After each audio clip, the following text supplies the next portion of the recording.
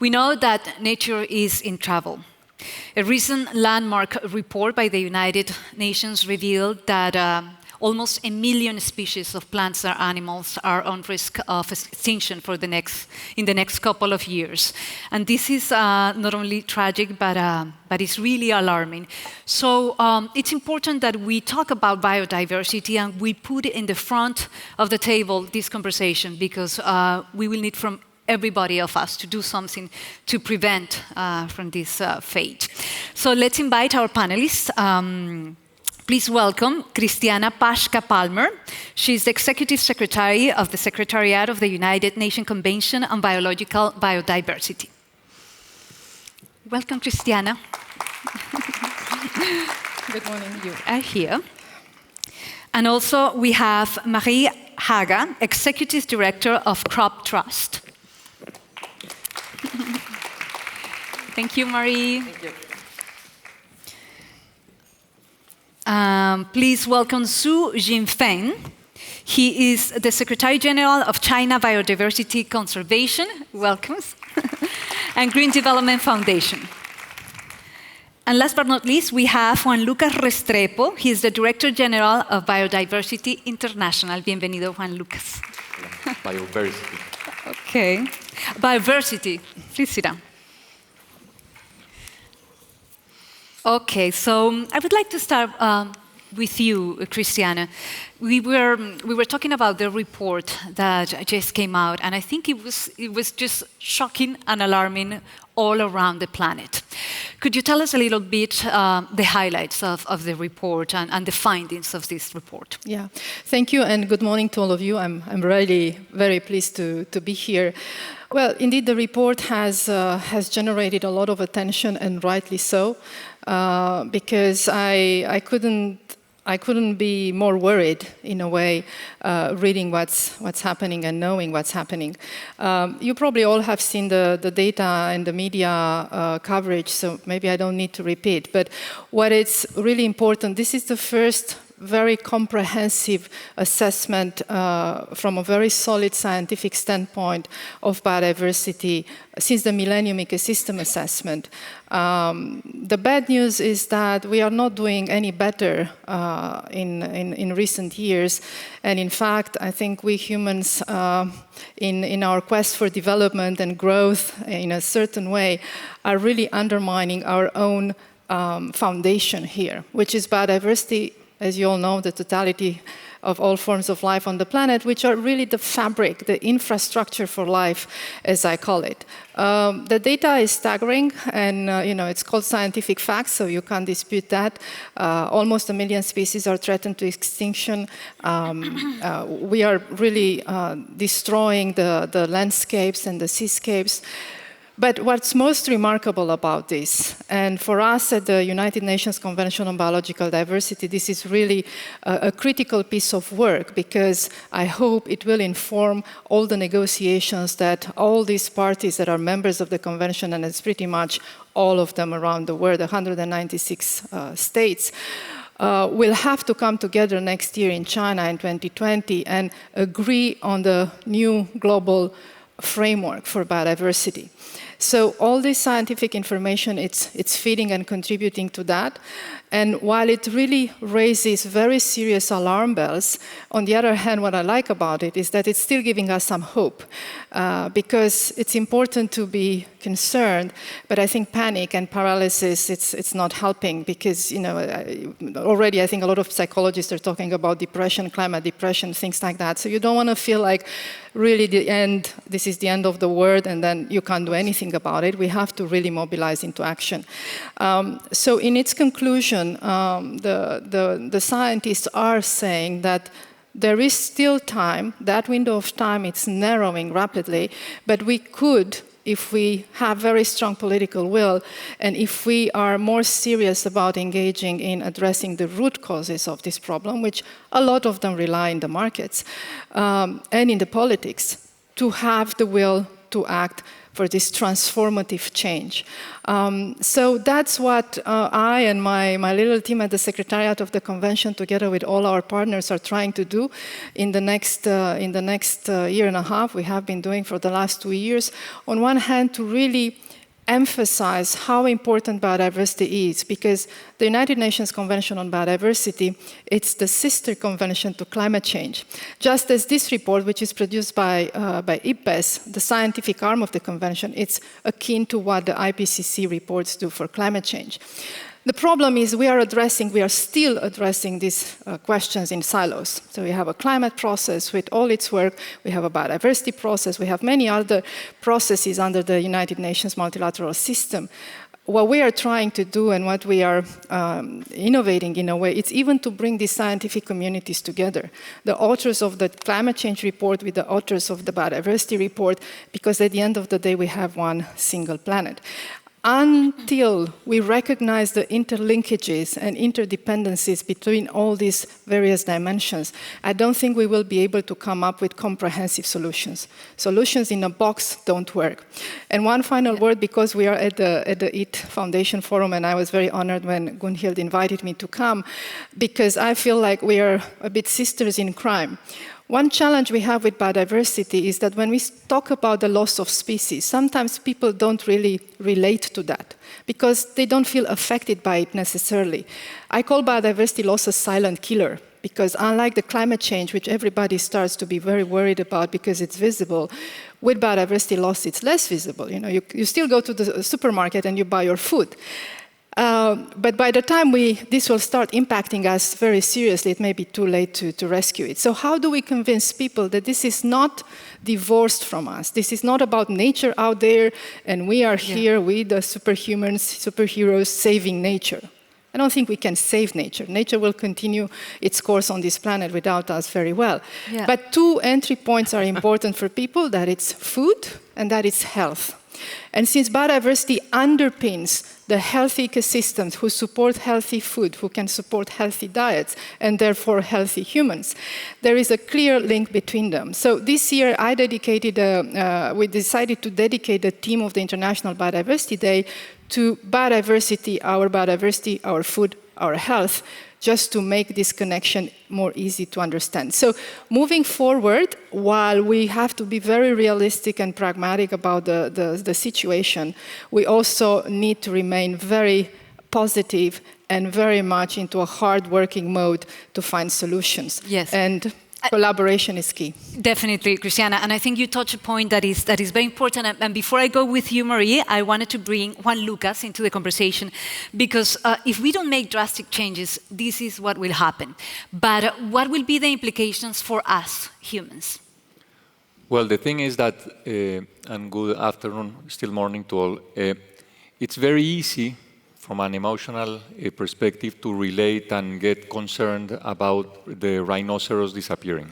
You know, you see these amazing animals and you say, oh, it would be a shame not to see them in the landscape. But as Cristiana implied, there is this amazing biodiversity that's functional to what we eat, that's not so straightforward, because actually it's very different to what we're seeing in the supermarkets. So there is many plants. We've been discussing these days about 2,000 species that are edible, are waiting for us to eat them, and we are relying on 7 to provide our calories. But the way we produce those 7 is impacting tremendously. We've heard also the data during this week, our environment, and our health, and the way we live and we thrive into the future. So agrobiodiversity, which is that portion, plants, animals, insects, microorganisms, that are functional to production, that are underutilized, not well recognized, is where we're going to have the tools to change the production systems and the value chains in the future. As we lose that agrobiodiversity, we will lose the tools, and it will be much more difficult to rebalance our food system. That's very important, Juan Lucas. And I think for me, for many people, it is tragic that we lose an animal, that we lose a species, because even though in the future we will get different types of animals, this species will never appear anymore. I mean, extinction is something very, very tragic. Continue with your idea, Marie. The mission of your organization is to make sure that humanity conserves and makes available the world's crop diversity for the future of food security. So after you read the report, what is the organization doing to make sure that we are going to have this diversity in crops? Well, I think after we read the report, the only thing that changed within our system was that we again were told about the importance and the urgency of doing the work that we actually do. So our job in the Crop Trust is, as you say, to safeguard the diversity of crops around the globe. And what is that? You know, we speak about more diverse diets, meaning that we should eat more of the 30,000 actually edible plants that we have around the world. It's crazy that only like 4 or 5 feed us. But so it's one type of diversity is the diversity, you know, between crops. Another type of diversity is the diversity within crops. And our mandate in the Crop Trust is to safeguard the diversity within the crops. So, you know, we are concerned about all the 3,000 varieties of coconuts, or the 4,500 varieties of potatoes, or the 125,000 varieties of wheat. The question is, of course, why on earth do you want to safeguard forever 125,000 varieties of wheat? Well, the reason for that is that each variety of these crops have different traits. So, you know, one variety of the 4,500 varieties of potatoes can stand higher temperature. Another can stand higher salinity in the soil. The third maybe has a better taste for whatever you want to cook. And the fourth can fight a new pest or a new disease. So this diversity within crops is the raw material that we need when we breed plants that can take new conditions. And with the climate crisis being on top of our head, we need this diversity more than ever, and we need to make use of it now. We know we need to produce not only more food for a growing world population, that food has to be more nutritious, and we do need to produce it more sustainably. And these seeds, this diversity is actually pure miracles. You know, we know how to produce rice that can stand higher salinity in the soil. We know how to produce wheat that can fight new pests and diseases that will come from climate change. So it's not in a way rocket science, but it requires dedicated action. And it does require that we now are wise enough to safeguard the diversity that we have left, because it is genuinely under threat. And when we, as the report has told us, and if we speak about crops, FAO says that we have lost roughly 75% of crop diversity since the beginning of the 1900s. So, you know, it's a lot of drama. I agree, well, that we maybe shouldn't panic, but I think if we, one, panic and two, act, I think we're good. Because now we're losing this diversity, we're undermining ourselves as the human species. So let's just get it done. This is doable. It is possible to safeguard what we have left of crop diversity. That's great. Zhou, do you want I want to add something about to Mary about the diversity within crop. And I have some stories. First story is buckwheat. And a Japanese professor found a special wild buckwheat species, and he brought back to Japan. With that wild species, he hybridizing with the sweet buckwheat. He got another very good one because the sweet buckwheat is self-incompatible. After hybridizing with the wild species of buckwheat, he got self-compatible sweet buckwheat with very high productivity fertilizer. So that makes it a big new food. And that is one thing.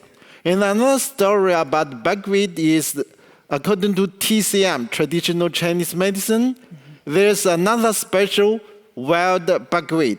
Recently we found it's good, that buckwheat can cure a certain kind of cancer. That is amazing. But totally in the whole world, we have over 30 dozens of species of buckwheats. Some of them are disappearing. And we found one wild buckwheat first year in 2016. There are about 300 of them individual in the wild. But next year, there are only 70 of them. And if we do not protect them, that special kind of wild buckwheat will gone forever. So that is something about the diversity within crop. Another example is recently, this January, in China, we found the army worm, which is very fast spread and eat maize, corn. And that in China, we are going to face a big loss in agriculture this year because of that single problem, that single invasion. One of the reasons is we stopped plant traditional Chinese maize, many different diversity. Now we introduced American maize, very single species with very high productivity, but the risk and this traditional Chinese maize are much less vulnerable to these bugs. And that's another story about it. The third one is African swine fever. We having a very serious problem. That the reason is also because of less of biodiversity. And the traditional Chinese species are much less vulnerable. But now we do not, the majority companies do not have Chinese species. They use European species for high productivity. And something that it's very important that you mentioned is how nature is so marvelously wise. You know, I mean, every single species, it's important for something. So therefore, it's so important that we preserve it. Cristiana, you were saying that it's important not to panic, and I think that you are absolutely right, but it's important that we act with determination and urgency. So the title of this panel is The Race to Save Each Other, Biodiversity, Humans and Food. Do you think that the crisis that we're facing with biodiversity is really a crisis that we're facing with humanity? Because at the end of the day, it's our Earth. Yeah, I do. I absolutely do, and I think that it's because obviously the biodiversity crisis is exacerbated by the climate change crisis, who in turn, as the the carbon sinks, natural carbon sinks are being degraded, that exacerbates climate change, and so many of the other, the water cycle, the nitrogen cycle. So we are, I think, heading towards perhaps a point where we won't be able to control how all these planetary systems, once they go into imbalance, will act. That moment, at least according to the science that we have on biodiversity, it's 2050. So the year 2050, the curve of biodiversity loss by 2050, it's about this slope, this steep slope down. The IPBES report, the good news, what they tell us, is that if we will have the drive, the commitment, the political will, the mobilization of all actors to engage in this transformative change and adopt various packages of measures, we might have a chance by 2030 to bend the curve of biodiversity loss. For those of you who follow climate change, there is also in the climate conversation the need to bend the curve of CO2 emissions. So in a simplistic way, but with a lot of complexity behind, our path forward is very clear. Between 2020 and 2030, we need to take all the measures necessary that will result in some improvement in this bending the curve of biodiversity loss and the climate change loss. If we succeed that, at least according to the scientists, we may be able to stabilize a bit this disruption. If not, nobody can tell. So the reason why it's very important what we do in the Biodiversity Convention and the moment in 2020 next year when all our parties will come together, they will meet in the province of Yunnan in China with, the Chinese government will host us for 2 weeks to discuss, to negotiate, to adopt a global framework for post-2020 for biodiversity. And in that framework, that it's the UN Biodiversity Convention, it's a legally binding treaty. So all the parties that are signing it, in a way commit themselves to these actions. So that would involve targets for curbing biodiversity loss. I hope it will involve very serious measures to address the economic root causes of this. It should involve measures to help the public understand what is at stake here, yes, and what they can do, because people want to know, okay, but in my everyday life, what are the choices, the consumption choices that I can make? And obviously, we are also trying to mobilize the business community and the private sector to get on board, to adopt, stronger standards, but also to seek out the business opportunities that arise from investing in preserving biodiversity. So I remain very optimistic, but I know the pathway, it's not going to be easy, and the timeline, if it's 10 years that we are talking about, just put 10 years at the scale of the planetary evolution, and you would see what's there. But we have a president here in the room, that's amazing. We have President Macron of France, with whom we work very closely to introduce biodiversity on the political agenda of G7. Usually biodiversity, it's a topic that is discussed amongst ministers of environment, the NGOs, and the scientists. This community is converted. The question is, how do we convert, inform, made aware those who also make decisions, the financial community, the investors, the economists, and all the economic sectors here, and the public. So if we manage to really elevate, and why I'm so excited about the EAT Forum and the EAT report and Gunhild's leadership and all of you who are part of this, as she said, we are all change makers. And if we all come together through our own expertise and angles, I really think we will have a chance. Because humans are the most creative species at the end of the day, and I hope we can do it. But I hope you will all come to China in 2020. And we were discussing earlier, perhaps we can also look at the food that is served there, to follow, the guidelines. But yeah. Well, I'm happy that you're hopeful. That's very important, and it's important to maintain the hope. Marie, do you want to add something to that? Yeah, no, there's a lot of wise things were just said. But I think, at the outset, yes, there's the drama related to the loss of biodiversity. And we need to make everybody understand that. And the question is, how do we do it? And yes, it's wonderful to have a Mercedes Araúz who really steps up and speaks for biodiversity. But there are far too few politicians doing that. There are far too few decision makers in private sector doing that. And having been a politician myself, I might be a bit frustrated on behalf of politicians, but I just tend to know that with a few good exceptions, what really works with politicians is pressure from consumers, pressure from the people. Right. Yeah. And and the question is, how do we get consumers engaged? Because of course Juan Lucas is exactly right. Pandas are just a lot more sexy than 4,000 varieties of potatoes. That's the way it is. Huh?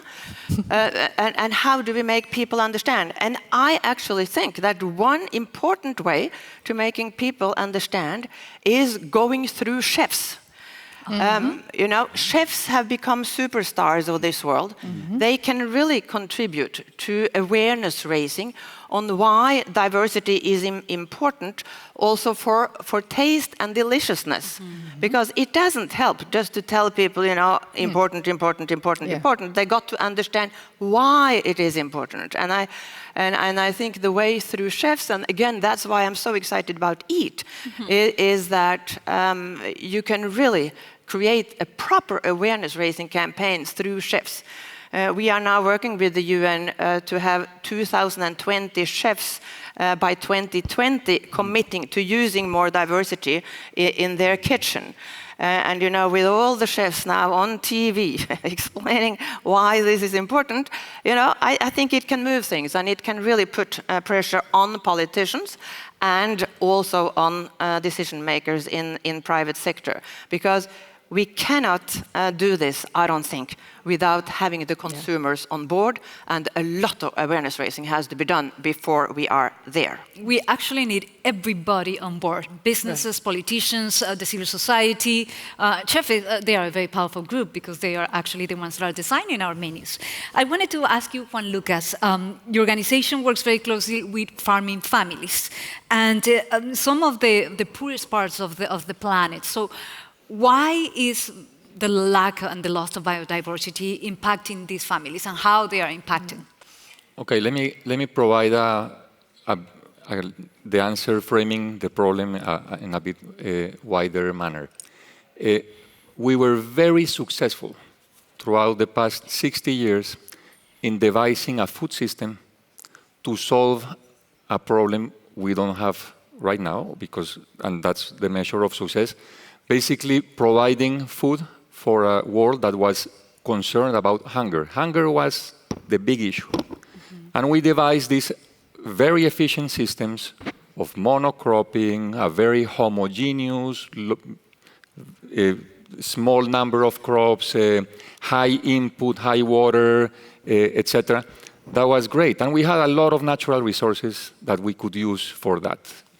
And that was accompanied with an enabling environment in terms of the policies, all the regulations, etc., firm, private sector behavior, just following that route. And now we found that, the negative spillovers are overwhelming, and we need to change the system. And we are recognizing in our theory of change, looking at what we do in our organization, that there is a very clear relationship with risks. The lower agrobiodiversity implies risks at the small farmer, and every farmer actually, level. Even large farmers in China are struggling because of Spodoptera. So it's large and small, because that lack of agrobiodiversity means that the systems can fail with climate variability, are more prone to pests, and are hitting really hard farmers, large and small, every time their crop fails them. And they are living in a system where they need to rely on a lot of external inputs, because the agrobiodiversity that was there before is not there and is not helping them balance their ecosystem and the ecosystem services within their farm. So that's why this is absolutely critical, and this is why across the value chain, the human that's struggling the most is the farmer. But then we are seeing that across the value chain, agrobiodiversity is also very important for production, and now we are seeing, and this is why the eat is so important, that it's now really important to eat a very nice lancet plate with seeds and legumes and pulses and a lot of things. That, okay, that's fantastic, and we need to pursue that, but we need to understand what that means in a system that has very different incentives in order to allow that farmer and provide the research, the knowledge, the services, the financing to change back and kind of defend him or herself from the current way of technical assistance and all the signals that farmer is getting to business, to maintain doing business as usual, when it's very clear that they need to recompose that farm and the whole value chain starting from the farm. So it's kind of a complex process. What you're saying is that in order to create this plate that they are recommending... It's really difficult. Yeah. And I'll give you a very short example, because, for example, the seed systems.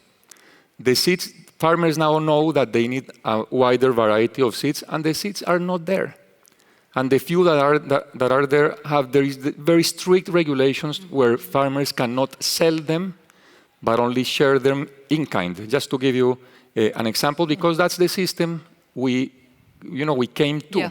So we need to start changing those regulations, the seed systems, the help farmers have access again to this amazing agrobiodiversity because they're limited in their access to a lot of those resources, so they can, with a lot of support from organizations such as our friends from the CGIAR, our brothers, CIAT, Bioversity, of course, help them reshape those production systems in a different way. Well, definitely there is a lot of work to do.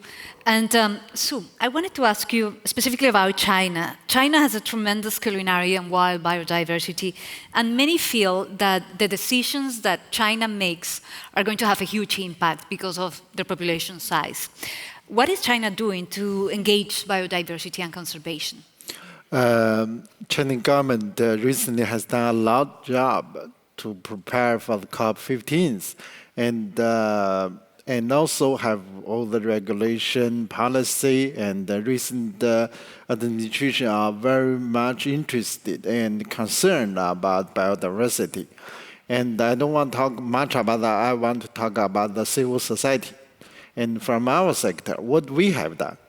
For example, in China, the government has many protected areas to protect the biodiversity. It's one of the biggest portion of the nation land. But as a civil society, in the past 3 years, we built over 100 China conservation area for special species. For example, for Chinese bee, since in China now we have a lot Italian bee for honey, the productivity is high. So we set up Chinese bee conservation area, and to protect the Chinese bee, protect them from the chemicals. We have protection area for buckwheat. We have protection area for some Chinese pigs. And as a civil society, we build over 100 conservation areas nationwide. That's one thing we have done. The other thing is we sue big companies, small companies for biodiversity. For example, we sue a state-owned company. They are building a hydraulic power station, which will destroy some biodiversity and of the riverside. So we sue the company, the state-owned company. That project was stopped. The biodiversity was saved. We have new environmental law that empowered civil society to put litigation for public interest to against anybody who destroy the biodiversity or who make pollution. That kind of activity now is quite influential. Yes. Since these few litigation we put against those organization or business, that make a tremendous influence. And another example is the biggest e-platform in China are starting sell online bluefin tuna. In the past, bluefin tuna was majorly consumed by Japanese. 80% is endangered. But now China, a big company, Jingdong, the biggest company, provide the internet platform to sell them. If they start that, we believe bluefin tuna will disappear forever, for sure. Okay. But we, together with many NGO, we write an open letter. The second day, the company stopped to selling bluefin tuna. That now we already have atmosphere. People get and realize that. And for example, after arriving this meeting, I'm impressed by the Lancet report. With these 2 days we discussed, we will have organized the release in China of the report. We want to make the Chinese version of the report formally published. That's wonderful. Yeah, and I'm going to this morning. We are going to have competition. In the past, every year we have environmental knowledge competition for college students. Every year we have over millions students participate. And when I go back, we will prepare the competition based on the Lancet report. That's wonderful. Yeah, That's the great. science result. Science is clear. We need act. We focus on the college students level people. We think young people is very promising. They can For sure. spread. Yes, and we have over 1,000 Chinese universities participate on our platform every year. Well, I think it comes to one of the main themes of this conference, that the power is definitely in the hands of the consumer, on the civil society, and we are the ones that can create this change. We have a few minutes, so I would like for each of you to tell us and to give us some advice on what can each of us here in the audience do to protect biodiversity from the places that we are. So, Cristiana first. Well, I think I might have hinted at this already. What I absolutely see necessary, and that's where the battle is difficult, but you're making a difference, is it's having this systems-level transformation, systems-level change. In the climate change space, we have seen with the transition in the energy system, which is quite successful. A lot more to be done, of course, but it's mobilizing the private sector. For biodiversity, the EPAS report talks about transformative change, but when you go to our negotiators, they say, well, what is that? So what exactly do you mean? What do we have to do? And it's precisely what this group here and others are setting to do, a revolution, a transformation of the food systems, because agriculture, at the end of the day, and the land use change is the major driver of biodiversity loss. So if you guys are succeeding, that's going to be a tremendous contribution. And of course, there are other sectors, the fisheries, the forestry, tourism, infrastructure, where we need to mainstream biodiversity. You know, we have in the UN all this jargon, but it's the vocabulary that, you know, it's being used. But by that we mean, what I understand by that is that decisions, when the government makes decision, it's not just for the Minister of Environment to advocate for these issues. It has to come from the top, be it President or Prime Minister. We need a whole of government approach where the Minister of Finance understands why it's important to invest, where Agriculture Minister agrees that transformation needs to happen, where infrastructure and planning agrees that this is a capital that we cannot afford to lose. So if we are going in China to agree that this is the pathway and the road that we are committing to go forward, I think we'll have a chance. So please continue to do what you do, and to paraphrase Gunhild, collaboration will fix it. So yeah, thank you. Thank you, Marie. I think what we as consumers fundamentally can do is not to take food for granted. Too many of us actually do that. And I think the biggest threat to food production is climate change. What we see now is that the plants that feed us are really struggling. Yes. So the main challenge is that the climate changes faster than our plants are able to adapt. And that's why we need this biodiversity. That's why we need to breed plants that can stand all these new conditions. So we got to create the understanding for why biodiversity is of essence to the future of food. And as a consumer, in addition to not taking food for granted, go to the supermarket, demand diversity. That is certainly one way that we can slowly start to change the way that companies think, and eventually then I think also the decision makers in companies and in politics. Biodiversity can be safeguarded. It's not rocket science. It doesn't cost a lot of money, but it does require concerted effort, and we got to do it now. And I love the fact that you touched that point, Marie, because it's all related. I mean, the loss of biodiversity, climate change, the problems that we have in our food system. So it's very important that we all get involved and do our part to protect and re-establish the harmony of our planet. So, what would you recommend? Yes, people's participation is the key to solve our problem. And now leave for Beijing this afternoon. I hope everybody leave this room and to work, to do our job, to make our efforts to change the world. Thank you. Great. And Juan Lucas?